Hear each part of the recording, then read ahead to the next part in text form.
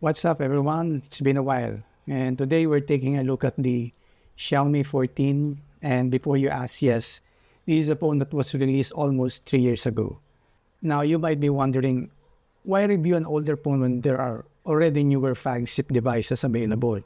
Well, let's be honest, smartphone prices have become crazy expensive over the few years. And now everyone wants to spend flagship money just to get a good everyday phone. For many people, buying used or pre-owned devices simply makes more sense.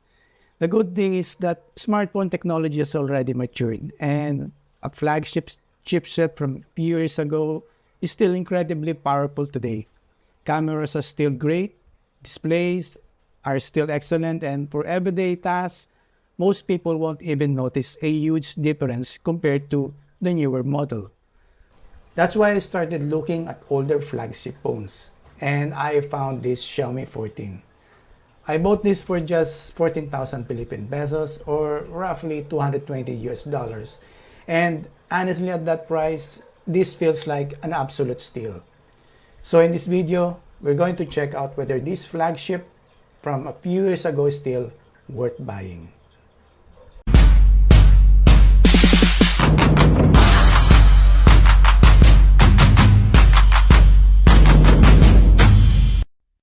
Let's start with the design. Even though this phone is already a few years old, it still looks and feels premium. The Xiaomi 14 features a flat frame design that gives it a modern and clean appearance. The aluminum frame feels solid in the hand, while the glass back adds to the premium flagship feel. It doesn't look like glass, but it is indeed glass treated with a specialized anti-glare frosted process. One thing I really like is the size. Compared to today's giant smartphones, the Xiaomi 14 is relatively compact, making it comfortable for one-handed use. The buttons feel tactile, the overall construction is sturdy, and there are no creaks or signs that this was designed as a budget device. Honestly, if someone handed this phone to me today without telling me its age, I would still believe it's a current generation flagship. And of course, we also get that iconic Leica branded camera module at the back, which gives the phone a distinctive look. Overall, the build quality still holds up exceptionally well. The Xiaomi 14 features a compact 6.36-inch AMOLED display with a 1.5K resolution, 120 Hz refresh rate, and up to 3000 nits peak brightness. Because of its compact size and high resolution, images and text look incredibly sharp and pleasing to the eyes. Colors are vibrant, blacks are deep, and the 120 Hz refresh rate makes everything feel smooth and responsive. For media consumption, it supports Widevine L1 on Netflix, HDR playback, and supports virtually all modern video codecs, allowing you to enjoy high-quality streaming from your favorite platforms. Overall, even by today's standards, the display remains one of the Xiaomi's 14's strongest features. Now let's talk about performance. The Xiaomi 14 comes with a Snapdragon 8 Gen 3 processor, which was one of the most powerful Android chipsets when it launched.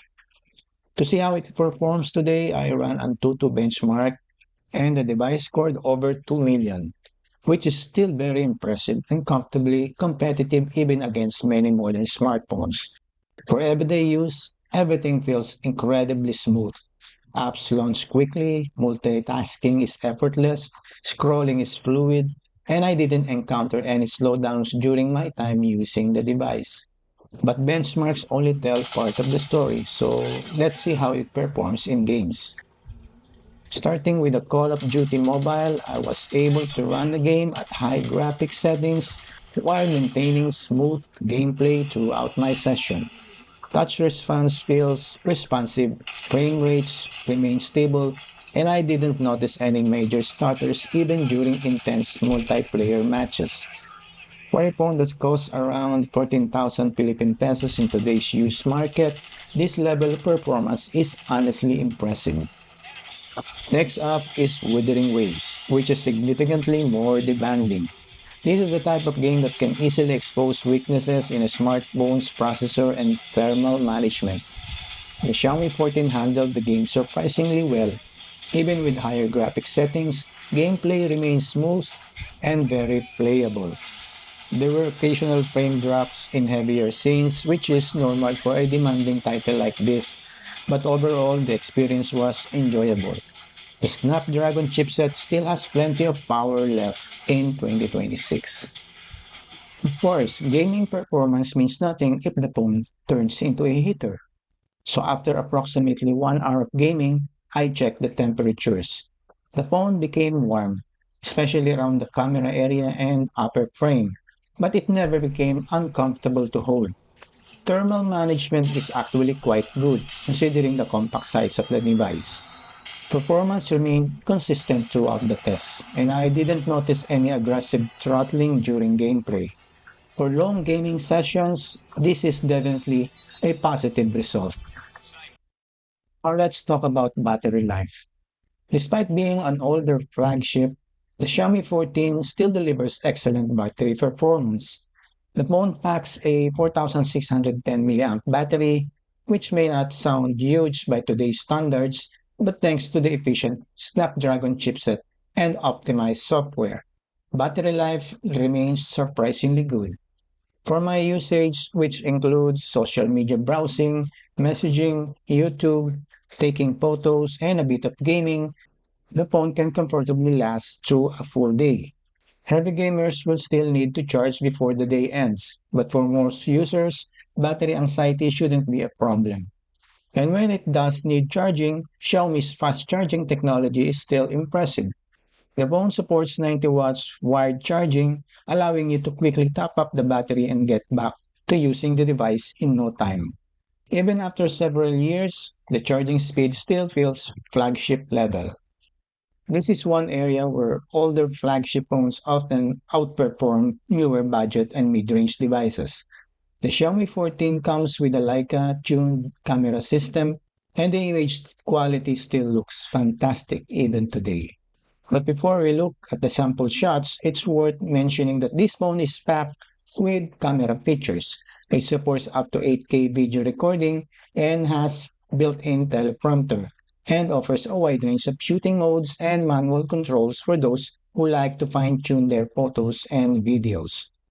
During the daytime, photos are sharp, detailed, and have excellent dynamic range. Colors look natural without being overly saturated, and the Leica processing gives images a nice character that's a little different from typical smartphone photos. Portrait mode also performs very well, producing good subject separation and pleasant background blur. The ultra-wide camera remains useful for landscapes, architecture, and group shots, maintaining good detail and color consistency. Video quality is impressive as well, and here are some sample clips taken with the Xiaomi 14. Colors look good, dynamic range is decent, and footage comes out sharp and detailed. For stabilization, the Xiaomi 14 offers both OIS and EIS. However, the Shoot Steady and Shoot Steady Pro features are limited to 1080p recording. Even so, videos remain smooth and stable across all recording modes. In low light, the Xiaomi 14 continues to impress. Night mode helps preserve details in darker scenes while keeping highlights under control. Images remain usable and surprisingly clean even in challenging lighting conditions. For a cheaply priced phone on the used market, the camera performance is honestly difficult to beat. So, should you buy the Xiaomi 14 in 2026? Honestly, if you're looking for the best value for money, I think this phone is an easy recommendation. For just 14,000 Philippine pesos, you're getting a device that still feels like a modern flagship. You get premium build quality, a compact and comfortable design, a powerful Snapdragon processor, great gaming performance, fast charging, solid battery life, and cameras that can still compete with many newer devices. Of course, there are a few things to keep in mind. Since this particular unit is a China ROM version, you'll need to spend a little time setting things up after purchase. I had to install Google Play Store and Google services, remove some Chinese bloatware applications, set up the keyboard and language preferences properly, and make a few additional tweaks to get the experience exactly how I wanted. Thankfully, none of these are particularly difficult to do. And once everything is configured, this phone works just fine for everyday use. And honestly, considering the amount of money you're saving compared to buying a brand new flagship, those extra setup steps are a small trade-off. The Xiaomi 14 is proof that buying an older flagship can be a smarter decision than buying a new mid-range phone. You get flagship performance, flagship cameras, and flagship build quality for a fraction of the original price. And this might just be one of the best smartphone deals I've found this year. Now, if you enjoyed this review, don't forget to leave a like, subscribe to the channel, and let me know in the comments if you would buy an older flagship like this instead of a brand new phone. Thanks for watching, and I'll see you in the next one. Peace.